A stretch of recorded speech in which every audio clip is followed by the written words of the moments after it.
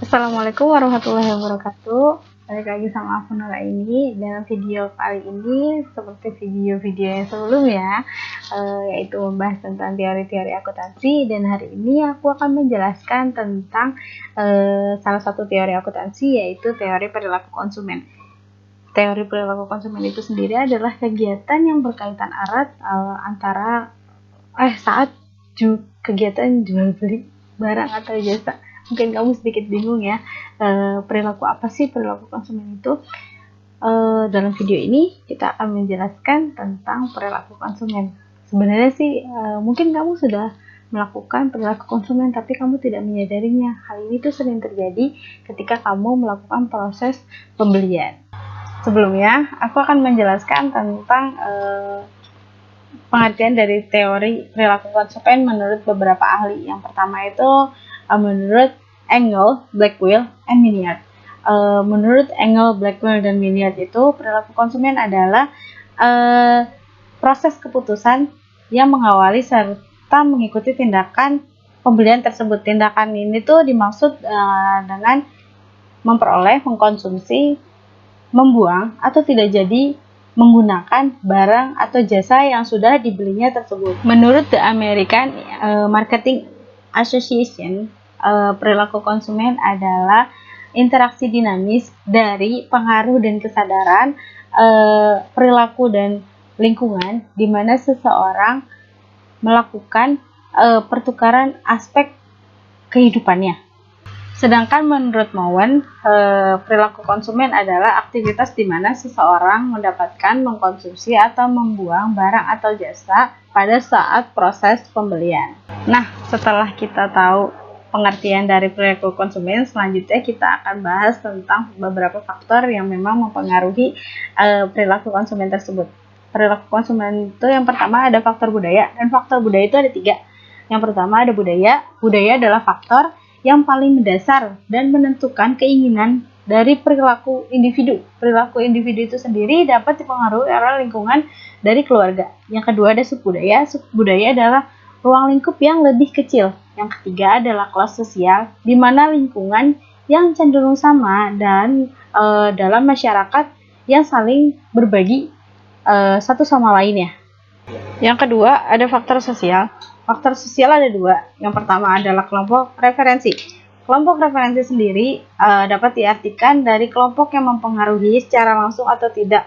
Dan kelompok referensi ini sendiri itu terdiri dari 4 kelompok, yaitu kelompok premier, kelompok sekunder, aspirasi, dan disosiatif. Yang kedua itu ada kelompok keluarga. Kelompok keluarga itu adalah kelompok yang paling penting dalam masyarakat. Yang ketiga ada faktor pribadi. Faktor pribadi itu ada 4. Yang pertama itu ada faktor usia dan siklus hidup. Yang kedua itu adalah pekerjaan dan keadaan ekonomi.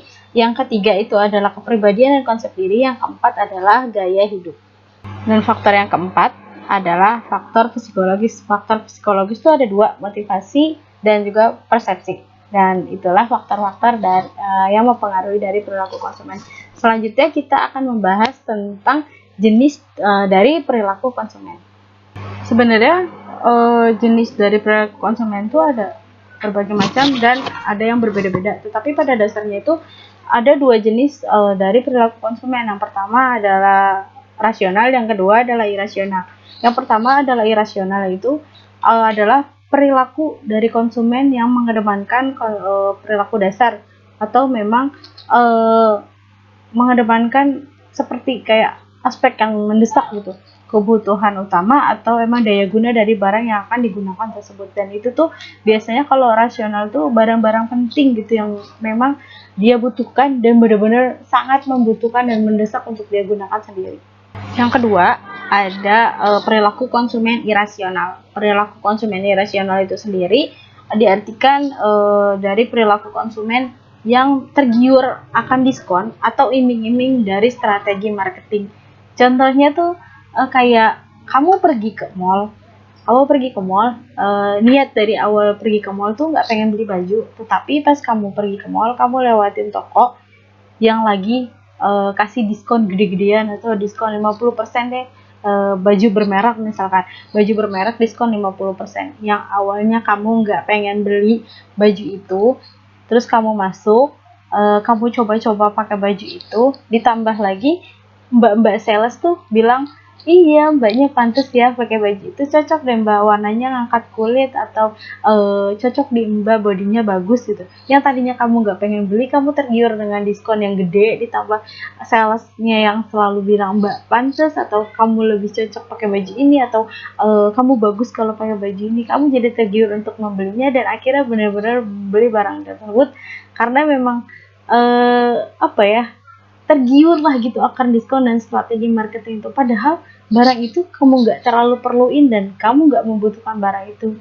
secara mendesak, atau kamu emang nggak niat untuk membeli itu. Jadi irasional tuh kayak kamu membeli barang yang memang kebutuhannya tidak mendesak dan cuma-cuma lah, bisa dibilang juga kayak gitu.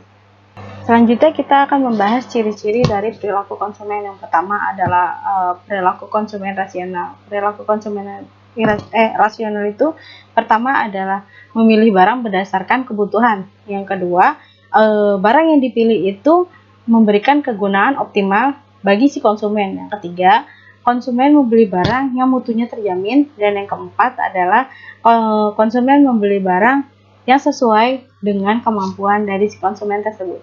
Dan yang kedua, ada ciri dari perilaku konsumen irasional. Perilaku konsumen irasional itu yang pertama ada konsumen itu cepat tertarik dengan iklan atau promosi yang ada di media cetak atau di media manapun, atau di iklan-iklan elektronik.